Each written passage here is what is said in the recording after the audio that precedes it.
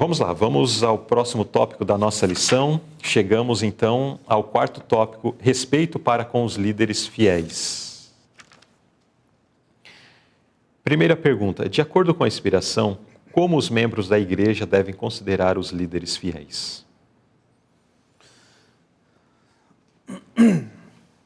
Então, Paulo falando aos hebreus como aos tessalonicenses, ele fala dos líderes, fala dos pastores, ele traz a recordação. Quando ele vem falando lembrai-vos, eu me lembro lá do quarto mandamento, lembra-te do sábado. Porque a gente esquece. A gente esquece. E nós, como filhos, nós respeitamos os nossos pais. Às vezes a gente não concorda com alguns pensamentos, porém, pelo respeito que nós temos a eles, nós levamos em consideração. E da mesma maneira, para mim, membro da igreja, porque eu também sou membro da igreja, eu devo respeitar os meus líderes, os líderes da nossa igreja. Não, mas peraí, eles cometem erros, tudo bem. Eu me lembro agora, nesse momento, Davi e Saul. Quando estava lá na caverna, por 2 oportunidades, Davi teve a oportunidade de matar. Insistiram com ele. Mas ele disse, não, foi Deus que colocou ele. Da minha mão, eu não vou fazer isso contra o líder do povo. Apesar que Saul estava errando, porém, Davi respeitava o rei, que era Saul. Que estava constituído. Estava constituído, foi colocado por Deus.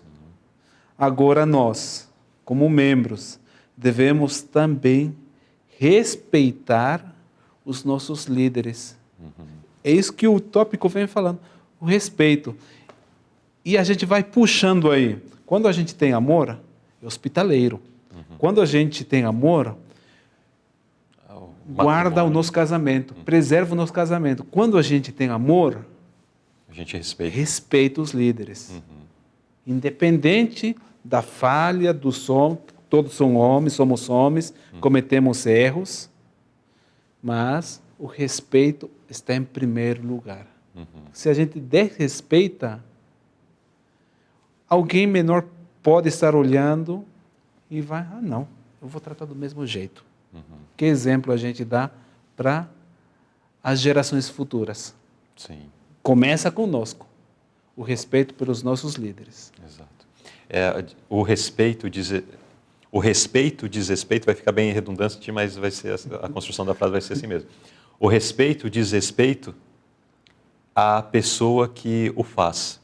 Então, se eu presto respeito, sou uma pessoa que respeita os demais, isso testifica do meu caráter. Agora, se eu sou uma pessoa desrespeitosa, eu vou desrespeitar fulano de tal porque ele não merece. Mas no momento em que eu sou desrespeitoso, isso não está dizendo respeito ao caráter daquele que eu estou desrespeitando. Está dizendo, está testificando do meu caráter, Exatamente. Que é de uma pessoa que é desrespeitosa, é de uma pessoa que não tem empatia, não valoriza o próximo. E o irmão Juan mencionou algo de nós darmos o exemplo para os menores, né? Irmãos, eu quero pontuar algo aqui que é muito sério. Já mencionei isso várias vezes nos programas de lição interativa ao longo desses, praticamente, fechando esse trimestre, nós estamos fechando 12 anos de programa Lição Interativa. É bastante tempo. Então já dissemos muitas coisas, né? Mas ao longo desse tempo teve algo que sempre que as lições davam a possibilidade, abriam essa margem, era algo que era mencionado. que eu mencionei e volto a enfatizar porque é de extrema importância.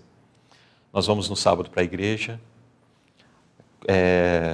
participamos da programação, mas às vezes nós reparamos algumas coisas que não nos caíram no gosto, né? Nós ficamos incomodados, não gostamos e tal, e consequentemente começamos a criticar. Daí criticamos o pastor, criticamos o pregador, criticamos alguma coisa que aconteceu. E daí quando chegamos em casa, e principalmente essa crítica se manifesta na hora que estamos almoçando, né? Servimos aquela mesa, estamos ali, daí um começa, você viu que fulano de tal, professor lá da escola sabatina, que cara mais sem noção, fica contando histórias, etc. e tal, passou do tempo. Ah, e você viu o pastor? Nossa, não sabe nem falar direito, tem uma linguagem, nem devia ser pastor. Ah, e você viu aquela irmã que foi cantar lá na frente? Ela cantou desafinado e fez isso, aquilo outro. E começa ali aquele momento de carnificina, né? Na mesa, de destruir o caráter, a reputação, o trabalho que alguém fez no momento do culto. As crianças estão vendo. Exato. E às vezes elas já estão tão habituadas que elas mesmas já dão seus pitacos nessa conversa. Imagine que você é vendedor de uma determinada marca de veículo. É um carro que está ali. E você precisa vender o carro, daí chega um cliente para comprar o carro. Daí você chega para o cliente e fala, é o seguinte, esse carro, quando passa de 100 km por hora, ele não é seguro não. Na curva, pode ter certeza que se a curva for um pouquinho mais assim, esse carro capota. É o seguinte, ele tem um problema no sistema de airbag. Se você sofrer uma colisão, pode ser que o airbag não estoure e você corre sério risco de vida. Você está vendo os pneus desse carro? Não é de qualidade. Esse carro aí tem sérios problemas. Você compraria o carro desse vendedor? De jeito nenhum. Partiria para outro. E muitas vezes nós degladiamos a nossa igreja, os nossos irmãos, a liderança da igreja, diante dos nossos filhos, diante de visitas, diante de familiares que não são da igreja, diante de pessoas, não importa, nem que fosse da igreja, não deveria. E ficamos participando desse banquete de críticas. De críticas, exato, obrigado, de banquete de críticas. Fazendo uma propaganda extremamente negativa da nossa própria igreja, da nossa própria instituição, dos nossos próprios líderes. A minha pergunta é, em algum dia você teria coragem de falar de Cristo, convidá-las para ir à igreja? Por que essa pessoa iria? Por que o seu filho continuará ou continuaria indo à igreja, sabendo que na sua igreja as pessoas não cantam bem? Porque isso é o que você vende? Falando que iria na sua igreja porque o pastor, enfim, não fala bem, o pastor tem umas ideias equivocadas que você não concorda. Por que seu filho continuaria indo nessa igreja se você vende uma igreja que não presta? Uma igreja onde as coisas são todas equivocadas, são todas erradas. Por que seu filho continuaria indo à igreja? Talvez hoje nós estejamos falando aqui para pais que estão chorando por seus filhos não estarem na igreja, por seus filhos terem se desviado quando alcançaram a adolescência, quando alcançaram a juventude. A minha pergunta para você, pai, para você, mãe, o que você vendeu para o seu filho? Que igreja você vendeu no momento do almoço no sábado? No momento em que você, ao invés de orar a Deus em favor daquelas pessoas que tiveram a coragem de estar à frente para falar, mas você preferiu vender uma crítica, você preferiu proferir palavras de crítica, palavras de desprezo por aqueles que estavam ali na frente. Hoje talvez você esteja chorando. Infelizmente, você não terá a alegria de, quando Jesus vier nas nuvens dos céus, se é que será salvo, de falar, Senhor, eis aqui com os filhos que o Senhor me entregou. porque você vendeu para o seu filho uma igreja que não prestava. Foi essa a mensagem que você comunicou. Isso nós comunicamos de uma forma verbal, isso nós comunicamos também de uma forma não verbal, quando nós preferimos ficar em casa do que ir para a igreja. Quando nós preferimos não ir no culto de domingo à noite, não ir no culto de quarta-feira à noite. Ou quando nós preferimos, quando existe alguma coisa especial, minha família vai fazer uma festa. Beleza, eu vou lá na festa da minha família, eu não vou na igreja nesse sábado, não. Nessas escolhas, nós demonstramos para os nossos filhos que valorizamos mais outras coisas do que as coisas da igreja. Eu sei que eu falei bastante, falei muito pesado, e sei que esta mensagem que acabei de falar também diz respeito a mim. Tenho filhos crescendo. Que tipo de mensagem estou transmitindo aos meus filhos? Mas vamos à próxima pergunta, porque já nos trouxe aqui esses detalhes aqui mencionados pelo irmão Juan. Isso também que acabei de mencionar já nos colocou muitas coisas a pensar, muitas reflexões a serem feitas. Precisamos orar pelos nossos filhos, porque com certeza em algum momento nós nos equivocamos na forma como nós agimos ao fazer uma crítica, ao falar contra um líder, contra um pastor, contra alguém que estava na frente, fazendo ali a obra de Deus. Ainda que com seus defeitos e ainda que com suas falhas, né? Mas vamos lá, vamos à pergunta B. Quando Arão e Miriam se rebelaram contra a liderança de Moisés, irmão deles, como Deus lidou com eles? Como Deus lidou com Arão e Miriam? Aqui começa na família agora. Um outro aspecto. A inveja pelo líder que Deus tinha escolhido. E ainda pela esposa do líder, que não era da própria nação do povo de Israel. Era estrangeira, mas era de um grado parentesco deles. Falando mal da esposa, falando mal do líder, achando que ninguém estava escutando, comentando entre eles. Mas Deus, não está certo. E isso é uma lição para as futuras, para uma lição que vai ajudar a nós tratarmos os líderes também. Deus, ele tratou de uma maneira justa, sensata, e ele foi equilibrado na hora de tratar essa questão. Chamou os três, Deus se apresentou, ele fala, não é no versículo 6, ouvi agora as minhas palavras, se entre vós houver profeta, eu, o Senhor, em visão, a ele me farei conhecer, ou em sonhos falarei com ele?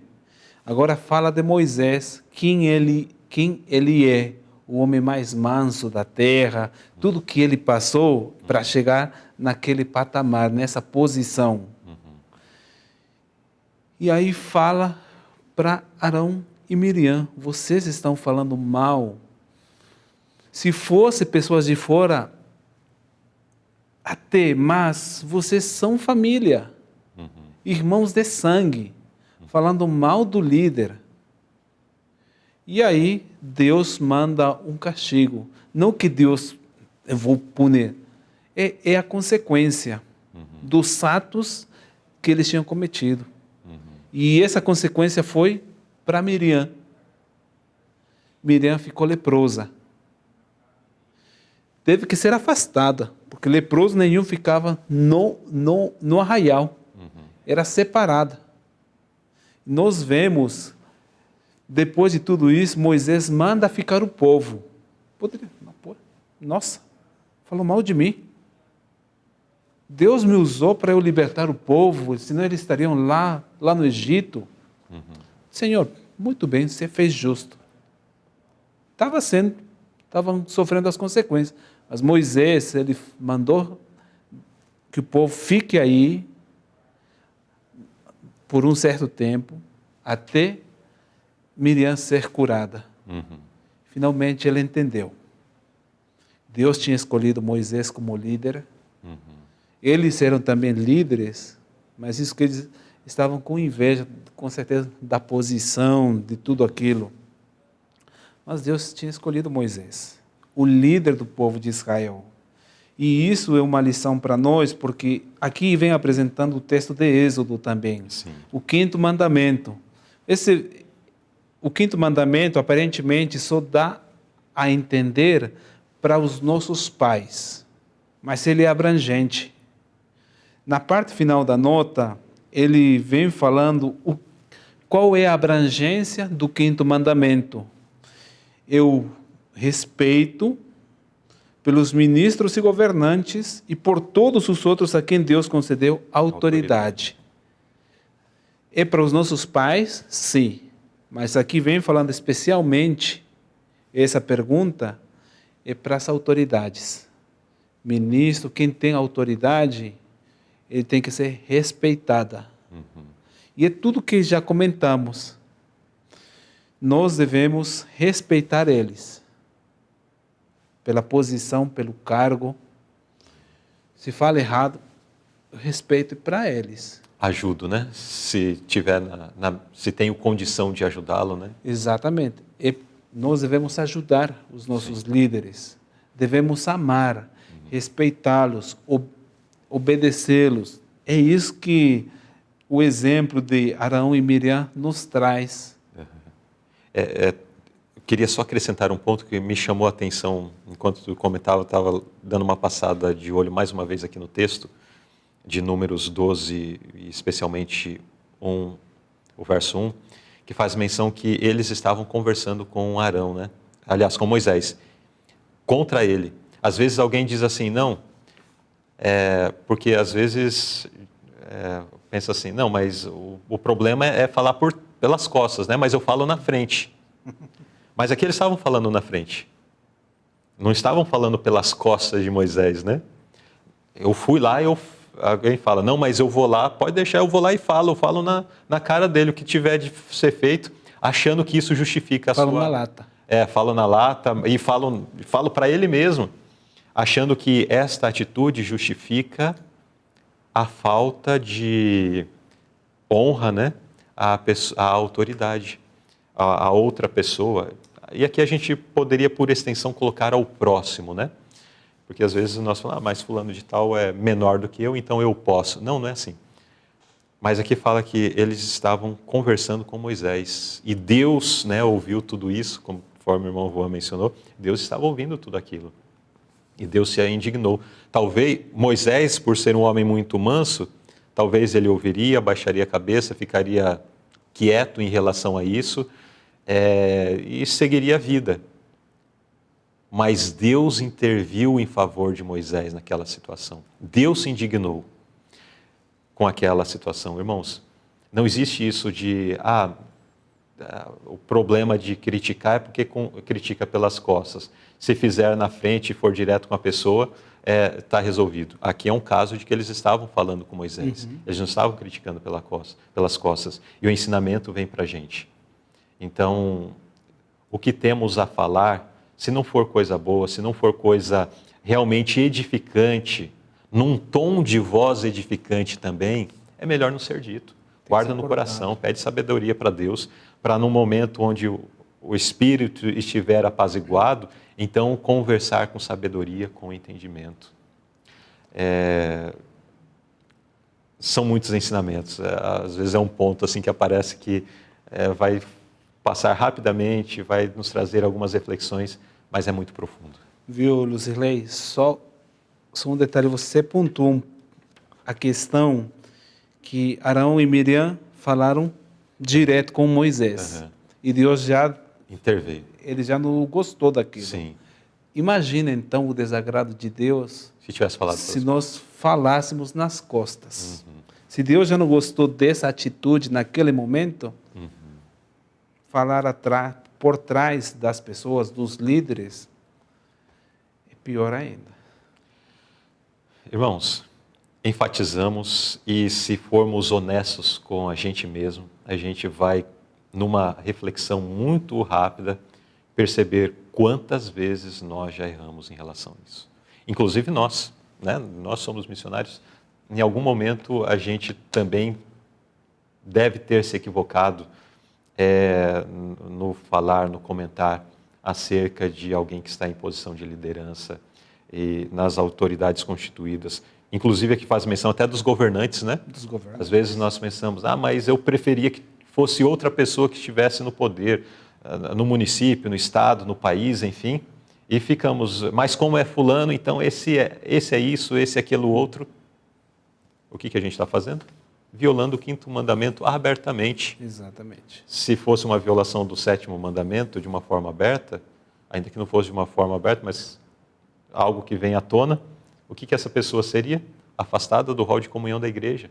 Se fosse uma violação do 4º mandamento da lei de Deus, uma quebra aberta do 4º mandamento da lei de Deus, o que seria feito com essa pessoa? Afastado do rol de membros da igreja. Mas existem alguns outros mandamentos que a gente às vezes relaxa, né? Mas aqui quando nós nos levantamos e falamos e criticamos uma liderança na igreja, uma liderança do governo civil, a gente está violando o 5º mandamento. Existe diante de Deus um mandamento menos valioso que outro? Um mandamento onde eu posso violar e isso para Deus não é um pecado muito sério? Para Deus tudo é igual. Como está lá na carta do apóstolo Tiago, aquele que tropeçar em apenas um só ponto. Não importa se é o 5º mandamento, não importa se é o 1º, se é o 7º, se é o 10º, se é o 9º. Não importa, aquele que tropeçar em um só ponto se torna culpado de todos.